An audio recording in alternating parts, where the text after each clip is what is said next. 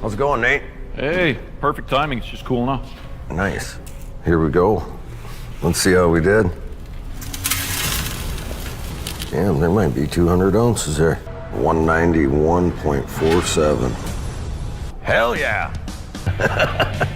Shawn Pomrenke just did what no one saw coming.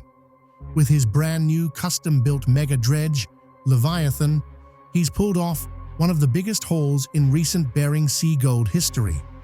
We're talking $380,000 in a single run. That's not hype, that's real gold, pulled from one of the most treacherous stretches of ocean on the planet. But here's where things get interesting. This wasn't just luck. Shawn went all in. Massive upgrades, cutting-edge gear, and a bold decision to dredge in an area others had given up on. What he found didn't just pay off, it shocked the entire team. From mysterious blockages to equipment breakdowns to one diver's near-disaster underwater, this wasn't your typical day at sea. And when gold finally hit the sluice, it came in heavy, buried deep beneath layers of black sand and clay. If you want to see every moment of the build, the breakthrough, and the big haul, make sure to hit that like button, subscribe, and ring the bell so you don't miss what's coming next. Trust me, you won't want to blink.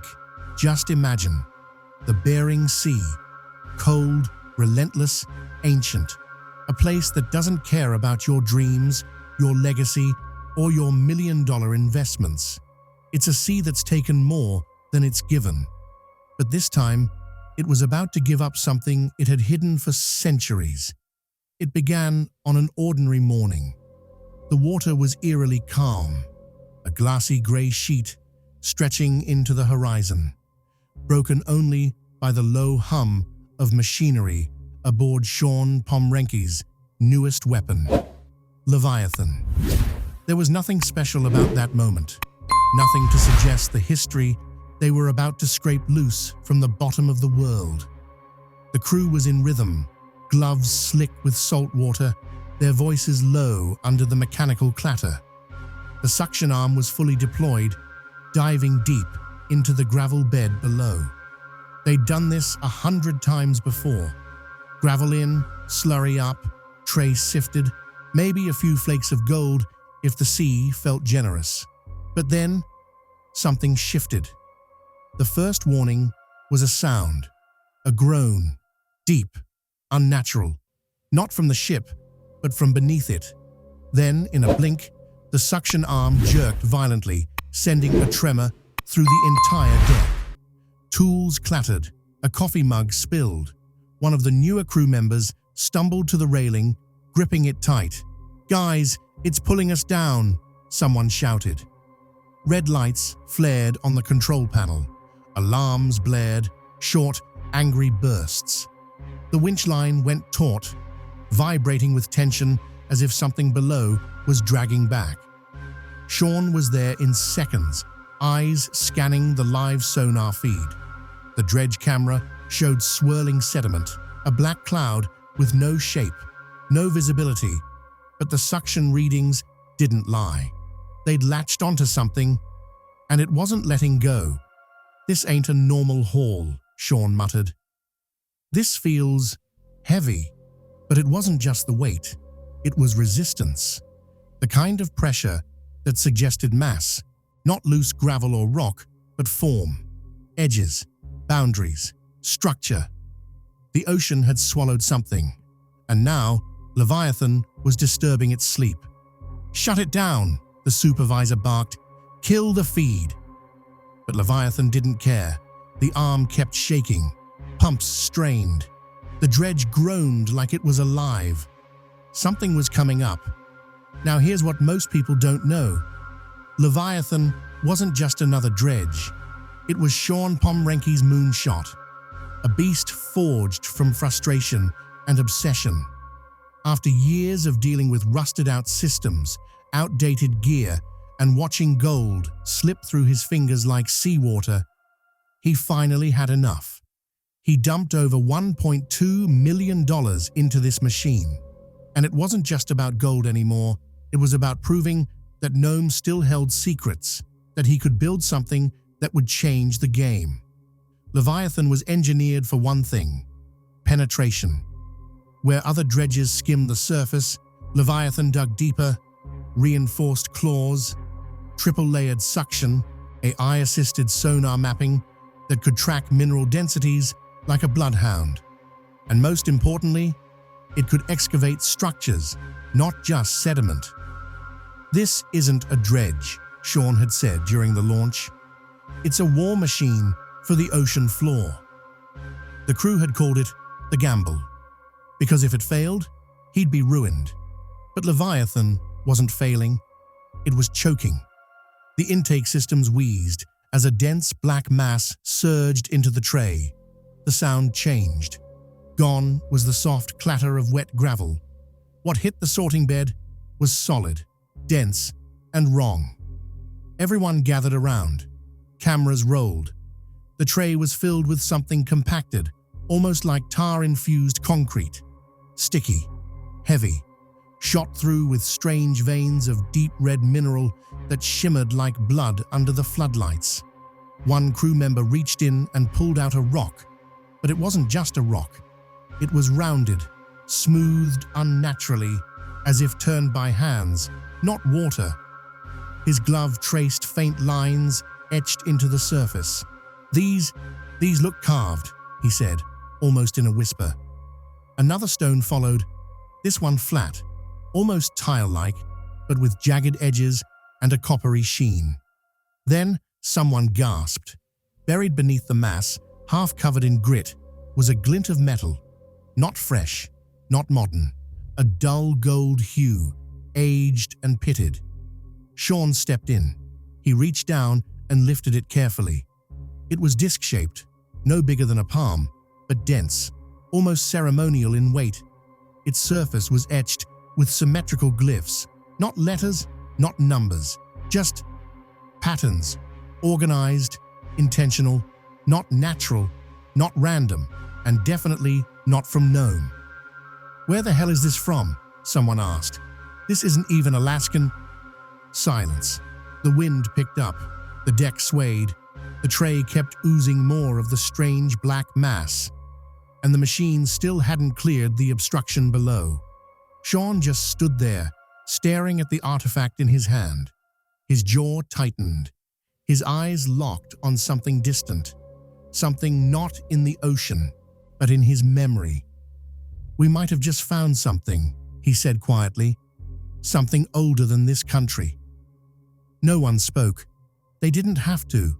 Whatever they'd tapped into, artifact, wreck, or something worse, it had already begun to change the dive. And the ocean wasn't done revealing its secrets. What came next wasn't gold.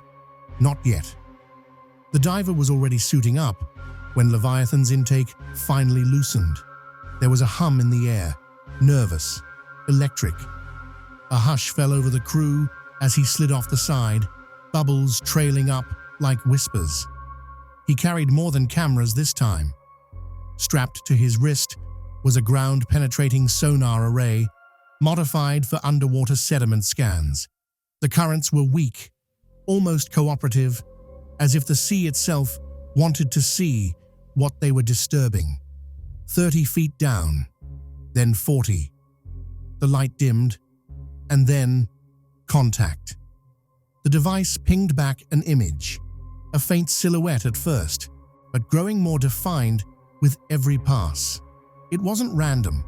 It wasn't a debris field. It was symmetrical, long beams aligned in parallel, repeating bolts, a squared hull pattern beneath 8 feet of seabed, ancient timber fragments, locked in place like ribs of a long-dead beast. And deeper still, a cavity, empty space where no emptiness should be. "We've got hull curvature," the sonar tech whispered from topside, "and there's something under it, 12 feet wide. It's metallic." No one spoke. The word was in everyone's mind, but no one dared say it aloud. Shipwreck. But that wasn't possible. Not here, not this deep, not in this part of the Alaskan Sea, where no logged expedition, no mapped trade route, no explorer was ever supposed to have passed, and yet there it was. Shawn squinted at the screen, his voice low and grim. Whatever this is, it's from a time before our maps got here.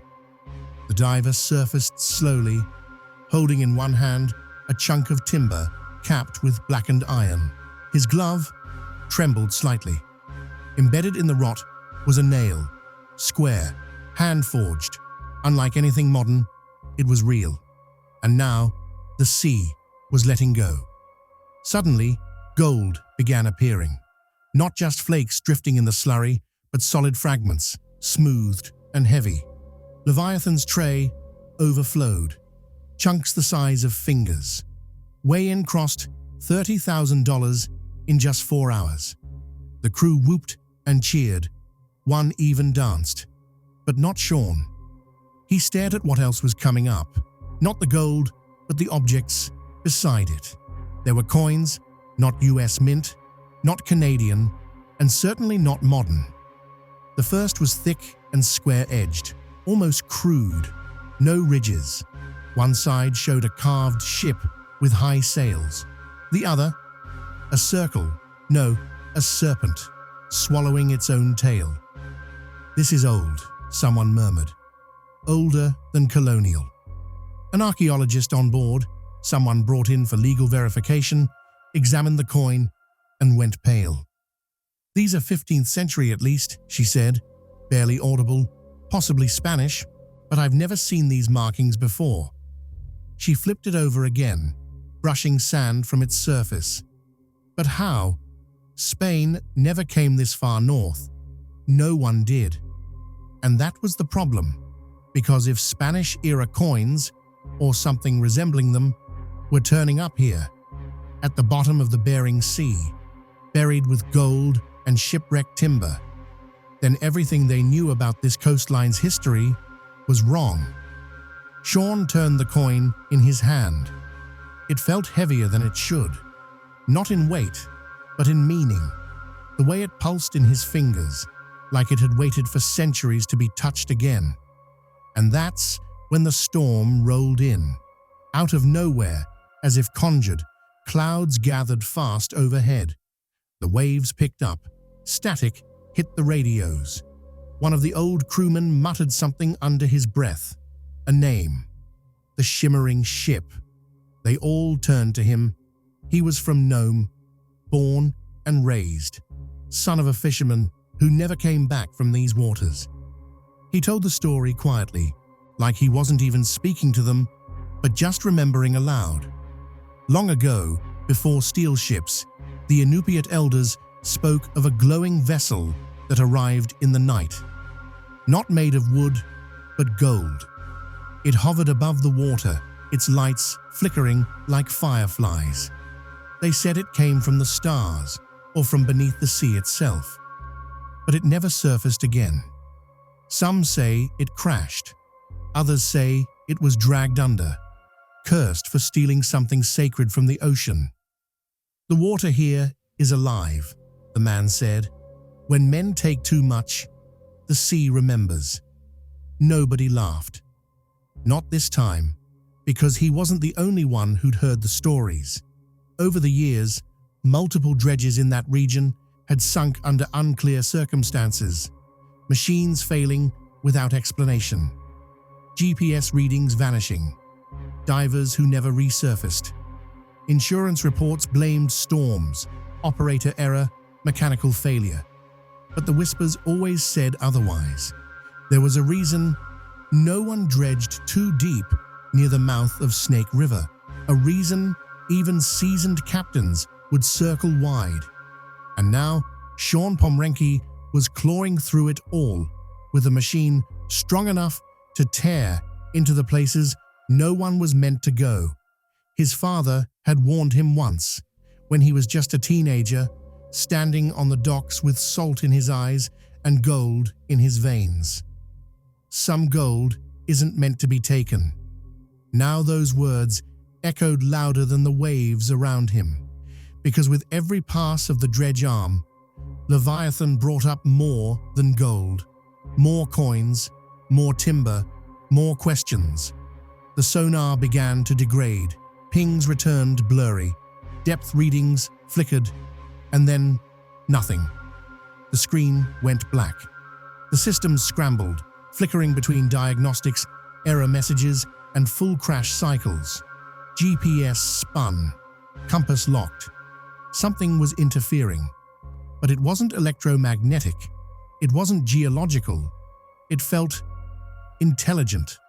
The sky had turned ink black, the wind howling louder now, like the sea was warning them.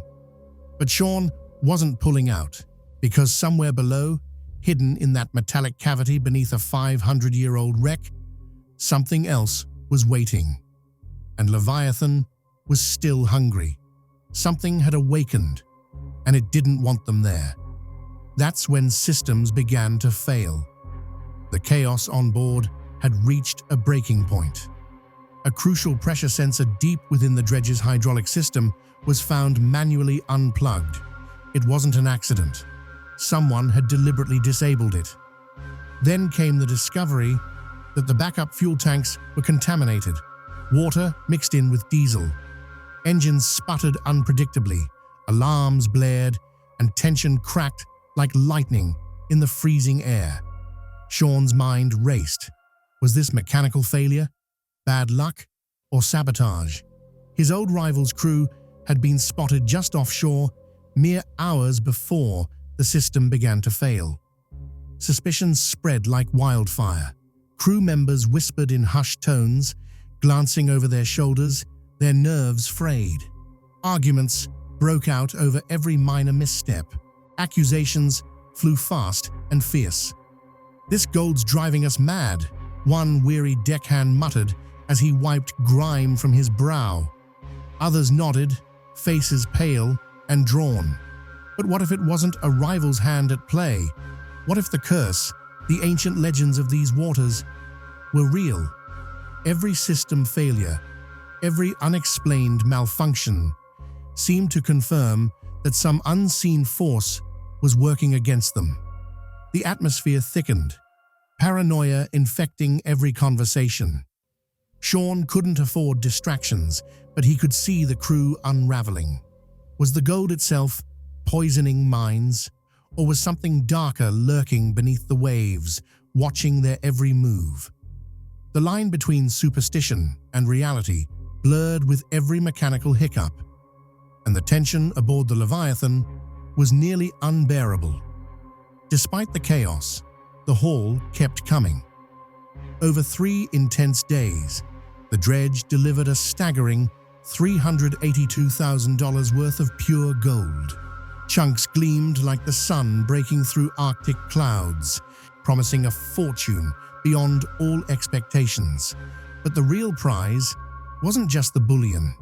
Mixed among the treasure were coins and artifacts so rare and mysterious that museums began making unsolicited offers.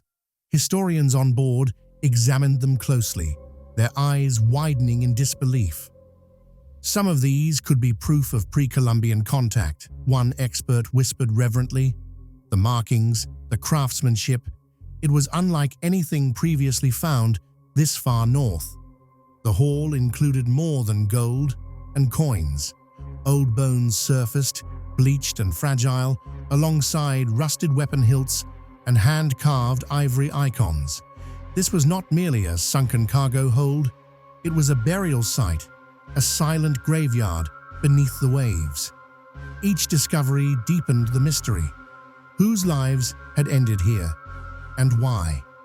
The presence of ceremonial items suggested these remains belonged to more than just sailors. They were guardians of secrets, long submerged. Shawn knew they were scratching the surface of something much bigger.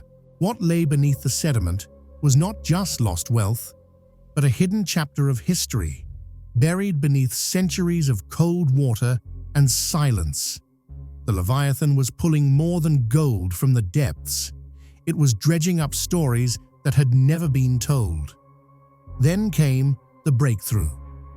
During the careful sorting of debris, a fragment of a hand-drawn sea map was found wedged inside a rotting wooden beam. Wrapped tightly in a worn leather pouch, the fragile parchment was water-stained but remarkably preserved. Its markings defied explanation. Experts who examined the fragment were stunned. The symbols were neither English nor Spanish. Instead, they appeared to be a hybrid of Phoenician and Latin scripts, an impossible combination that could rewrite what was known about ancient navigation. The map showed coordinates leading to an uncharted location nearly 40 nautical miles west, deeper and more dangerous than any dredge had ever dared to go. Shawn's pulse quickened. This was not just a relic, it was a trailhead, the beginning of a new quest. The map hinted at something hidden in the treacherous trenches of the Bering Sea, a place whispered about in mariner legends where many vessels had vanished without a trace. As he traced the lines with his finger, Shawn realized that every discovery so far, the artifact, the bones, the gold, and now this map, was connected. The Leviathan's journey was far from over.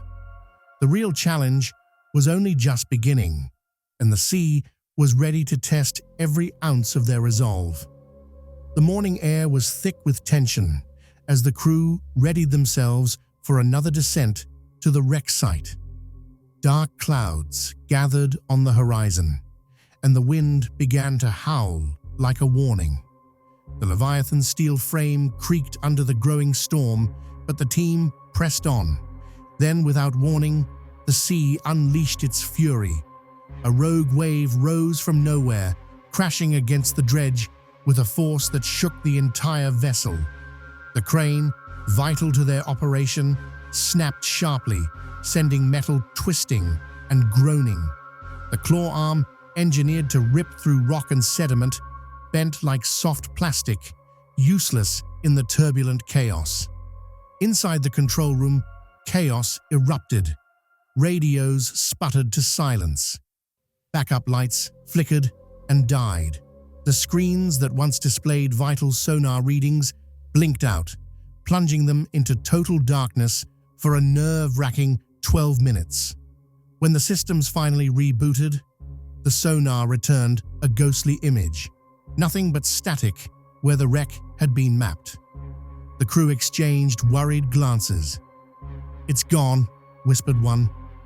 But Shawn, staring at the ghostly empty screen, knew better. "It's hiding again," he muttered.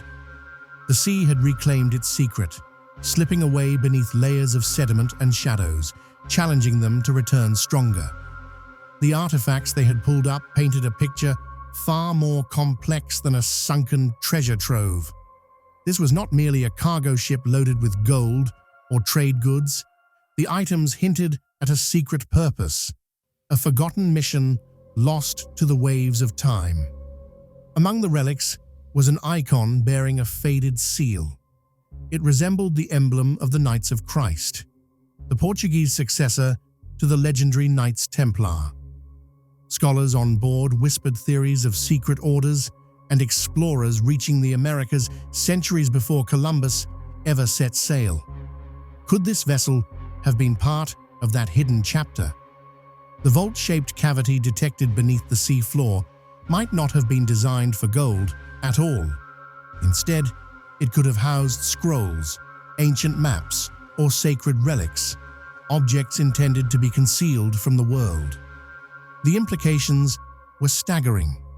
The Bering Sea, long regarded as a barrier between continents, might instead be a guardian of the lost half of a global story. History buried not by chance, but by design, waiting for the right moment and the right team to reveal it. Shawn outlined the path forward with determination. The next phase of the expedition would push the boundaries, deeper, darker, and far more dangerous than anything attempted before. The Leviathan would be outfitted with a brand new, reinforced claw capable of crushing bedrock and debris at depths previously unreachable. Deep-sea dive units, equipped with the latest technology, would plunge into the abyss to capture images and recover artifacts beyond the reach of machines. Permission had to be secured from the Coast Guard and local authorities to venture into the hazardous trench, a place that had claimed many before them. Shawn's voice carried conviction. This was no accident, no stroke of luck. This was a summon from the ocean itself, a call to uncover a story hidden beneath layers of salt and time. What we pulled wasn't treasure, he declared quietly. It was an invitation. And brother, the journey ahead promises revelations unlike anything seen before. The story has just struck gold, and the deepest secrets are waiting. If you enjoyed this deep dive into Shawn Pomrenke's latest gold strike, and you want more stories like this, full of risk, reward, and what's still lurking beneath the surface, make sure to hit that like button and subscribe for more. We're just getting started.